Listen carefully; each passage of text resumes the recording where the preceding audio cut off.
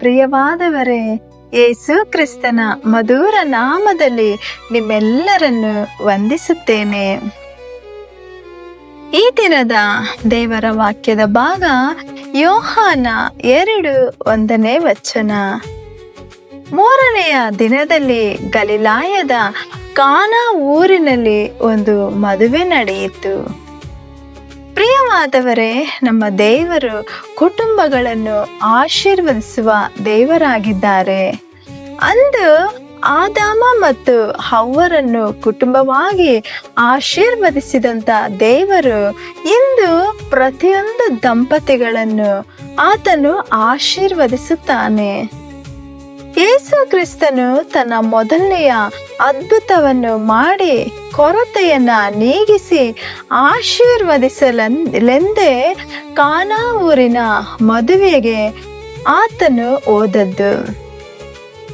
ನವ ದಂಪತಿಗಳನ್ನು ಆಶೀರ್ವದಿಸುವಂಥದ್ದೇ ದೇವರ ಚಿತ್ತವಾಗಿದೆ.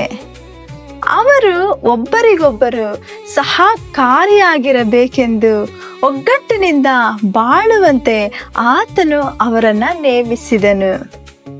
ಅವರಲ್ಲಿ ಬರುವ ಭಿನ್ನಾಭಿಪ್ರಾಯಗಳನ್ನು ಅಥವಾ ಸೆಪರೇಷನ್ಸ್ ಆತನಿಗೆ ಅಸಹ್ಯಕರವಾಗಿದೆ. ಆದರೆ ಏದೇನ್ ತೋಟದಿಂದ ಇಂದಿನವರೆಗೂ ಗಂಡ ಹೆಂಡತಿಯರ ಮಧ್ಯದಲ್ಲಿ ಕಹಿ ಬೀಜಗಳನ್ನು ಬಿತ್ತುವುದು ಸೈತಾನನ ಒಂದು ಕೆಲಸವಾಗಿದೆ. ಕ್ರಿಸ್ತನು ಈ ಸೈತಾನನ ಶಕ್ತಿಯನ್ನು ಶಿಲುಬೆಯಲ್ಲಿ ಮುರಿದು ಹಾಕಿದ್ದಾನೆ. ಸಮಾಧಾನಕರವಾಗಿರುವಂತ ಕುಟುಂಬ ಜೀವನವು ಕರ್ತನು ದಯಪಾಲಿಸುವಂತ ಒಂದು ಕೃಪೆಯಾಗಿದೆ. ಹೆಂಡತಿಯನ್ನು ಕಂಡುಕೊಳ್ಳುವವನಿಗೆ ಕರ್ತನು ತನ್ನ ದಯೆಯನ್ನು ದಯಪಾಲಿಸುವಂತವನಾಗಿದ್ದಾನೆ. ಈಸಾಕನಿಗೆ ಹೆಣ್ಣು ನೋಡಲು ತನ್ನ ದೂತನನ್ನು ಕಳಿಸಿದ ಆತನು ಇಂದಿಗೂ ಇಂತಹ ಆಶೀರ್ವಾದಗಳನ್ನು ಕುಟುಂಬಗಳ ಮೇಲೆ ಸುರಿಸಲು ಆತನು ಕಾಯುತ್ತಿದ್ದಾನೆ. ಗಂಡಂದಿರನ್ನು ತನ್ನ ಪ್ರೀತಿಯಿಂದಲೂ ಹೆಂಡತಿಯರನ್ನು ಭಯಭಕ್ತಿಯಿಂದಲೂ ತುಂಬಿಸಲು ಆತನು ಬಯಸುತ್ತಿದ್ದಾನೆ.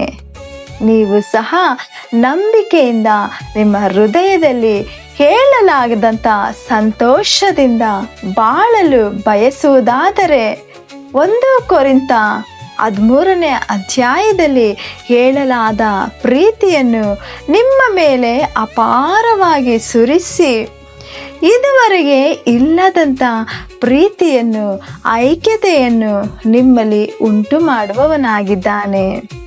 ವರ್ಷಗಳು ಕಳೆದು ವಯಸ್ಸಾದರೂ ನಿಮ್ಮ ಕುಟುಂಬ ಜೀವನವು ಸಿಹಿ ಮತ್ತು ಆಶೀರ್ವಾದವು ಕಡಿಮೆಯಾಗುವುದೇ ಇಲ್ಲ. ಕ್ರಿಸ್ತನು ಬಂದು ಆಶೀರ್ವದಿಸಿದಂಥ ಮದುವೆಯ ಮನೆಯ ದ್ರಾಕ್ಷಾರಸದಂತೆ ನಿಮ್ಮ ಕುಟುಂಬದ ಜೀವನವು ರುಚಿಕರವಾಗಿ ಅದು ಹೆಚ್ಚಾಗುವಂಥದ್ದಾಗಿದೆ. ಕ್ರಿಸ್ತನಿಲ್ಲದಂಥ ಕುಟುಂಬಗಳಲ್ಲಿ ಪ್ರೀತಿ ಕಡಿಮೆಯಾಗಿ ಬಿಡುತ್ತದೆ.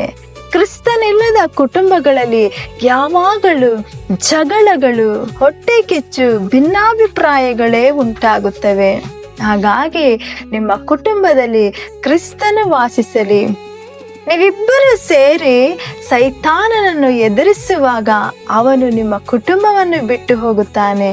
ಸಂತೋಷಕರವಾಗಿ ದೇವರ ಆಶೀರ್ವಾದಗಳನ್ನು ನೀವು ಅನುಭವಿಸಬಹುದು. ಹಾಗಾಗುವಂತೆ ದೇವರು ನಿಮ್ಮೆಲ್ಲರನ್ನು ಆಶೀರ್ವದಿಸಿ ನಡೆಸಲಿ. ಆಮೇನ್. God bless you.